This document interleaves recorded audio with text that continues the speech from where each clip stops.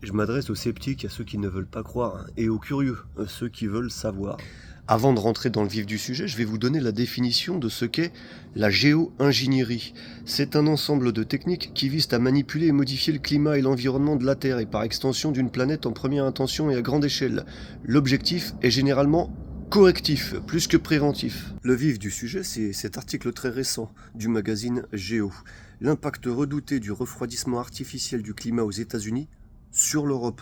Des chercheurs mettent en garde contre l'inefficacité possible du refroidissement artificiel du climat aux États-Unis, qui pourrait aggraver la vague de chaleur en Europe. Le recours à cette technique de géo-ingénierie risque de provoquer un effet contraire à ce qui est recherché, notamment dans un contexte global plus chaud. L'étude de Nature Climate Change a été publiée dans The Guardian, rien que ça.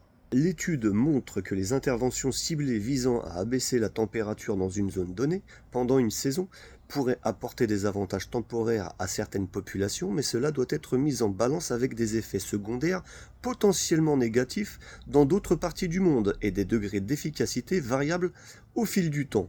Les auteurs de l'étude ont déclaré que les résultats étaient effrayants, car le monde dispose de peu ou pas de réglementation pour empêcher les applications régionales de cette technique.